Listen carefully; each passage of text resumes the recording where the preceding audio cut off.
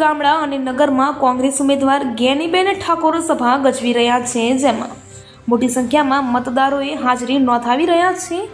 દરેક ગામડા અને ધાનેરામાં મામીદાર સ્વરૂપે મતદારો જ્ઞાનીબેનને દિલથી આશીર્વાદ આપી રહ્યા છે। બીજી બાજુ લોકોના અનેક પ્રશ્નોના ઉકેલની ખાતરી આપતા જ્ઞાનીબેન પણ જોવા મળ્યા હતા। ધાનેરા કોંગ્રેસ જો એકજૂથ થઈ મહેનત કરે તો સમગ્ર તાલુકામાં મોટી લીડ નીકળે એવી પ્રબળ શક્યતા જોવા મળી રહી છે।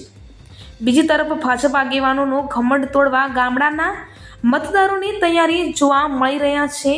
બનાસની બેન મેદાને મારશે એ નક્કી જ છે, પણ કોંગ્રેસ ક્યારે એક બની ભાજપ આગેવાનોના વટ ભાગવા મેદાનમાં આવશે એ કહેવું મુશ્કેલ છે। પણ હાલના સમય સમગ્ર તાલુકામાં જ્ઞાનીબેનની જ લહેર ચાલે છે, એનો પણ ઇનકાર ન કરી શકાય। બીજી તરફ આવી લહેર કદાચ ભાજપ આગેવાનોની ઓછા વોટ કેમ મળ્યા એની સમીક્ષા કરવા મજબૂર કરે એ પણ જોવાનું રહ્યું। દિલથી કરવા માટેની આપ સૌને ખાતરી આપું, સરકાર માટે કોઈ વસ્તુ અશક્ય જ નથી। આજે ઉદ્યોગપતિઓને આખા જેટલા ગૌચર હતા એના બધા આપી દીધા। અહીંયા પોલિસી કાયદો બનતો હોય તો એક ગરીબને વેચાતી જમીન લઈને પણ સરકારને આપી હોય ને તો એને ખજૂરાના પગ સમાન ગણાય। એમને ઈચ્છા શક્તિ હોય તો, અને ઈચ્છા શક્તિ આપણે ઊભી કરવા માટે કોઈ એક વ્યક્તિથી ના થાય। સરકાર હોય, સરકારમાં પોલિસી બને અને પોલિસીના આધારે આવા પરિવારોનો સર્વે થાય અને સર્વેના આધારે આ પરિવારોને નિયમ અનુસાર અને ક્રમ પ્રમાણે જે પ્રમાણે આપવાનું થાય એ પ્રમાણે પૂરેપૂરા પ્રયત્નો અમારા પોતાના તમામ આગેવાનોના રહેશે। જ્યારે નગરપાલિકા આ મારી પહેલી ચૂંટણી, મારી આ પહેલી મીટિંગ છે। ગ્રામ્ય વિસ્તારમાં મોટા ભાગના તમામ મીટિંગો કરી, પણ નગરપાલિકામાં પહેલી મીટિંગ છે ત્યારે આ વોર્ડ નંબર 1 અને 2 એ 1 ને 2 ના ટોટલ નગરપાલિકાનું મતદાન રાવજી કેટલું છે? 22-23 હજાર, તો મર્યાદિત છે।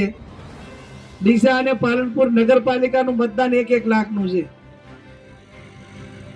એના સામે ઘણું ઓછું મતદાન છે ધાનેરા નગરપાલિકાનું, વોર્ડ નંબર 1 ને 2 એટલે 22 એટલે બહુ વધારે એક વોર્ડમાં મતદારો ન ગણી શકાય। એવરેજ 3 કે 4 હજારના 3,000ના એવરેજથી મતદાર ગણી શકાય।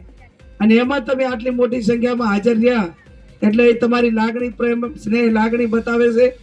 આપ સૌ 7મી તારીખે કોંગ્રેસના પંજાને વોટ આપી વિજય બનાવજો। ઠાકોર સમાજને પણ મારી વિનંતી છે કે નથાભાઈ સાહેબે મને ફરિયાદ કરી કે બેન બધાને વોટ આપવા છે પણ તમારા વાળા કોઈ માગવા જ જતા નથી, અને માજા વગર તો તાર માએ કોઈ ના હાલે। એકદમનું જાવું તો પડે કે ના જવું પડે? અમને ખબર હોય કે આ બિલકુલ આપવાનો નથી તો આપણે પ્રોટોકોલથી બોલાથી કે અમારું ધ્યાન રાખજો ને મદદ કરજો। એ પણ પાછળથી તો એમ ના કે અમને કીધું નતું। એમ તમે કોઈ બીજા સમાજ પાસે ગયા છો કે નથી ગયા? આમાંથી બીજા સમાજને બેનને વોટ આપતું એવું કહેવા વાળા કેટલા ગયા? હું છે આગળ કર દઉં થોડાક 10-5% તો સાહેબ છે, 10% એ વીડિયા નહીં, ઘરે ઘરે ફરો। સમાજમાં તો રેડી હોય પણ બીજાને વોટ આપવો પણ તમે લેવા દો તો ને।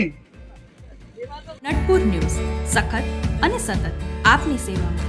અમારા ફેસબુક પેજ, ઇન્સ્ટાગ્રામ, યુટ્યુબ ચેનલને સબસ્ક્રાઇબ કરો અને ફોલો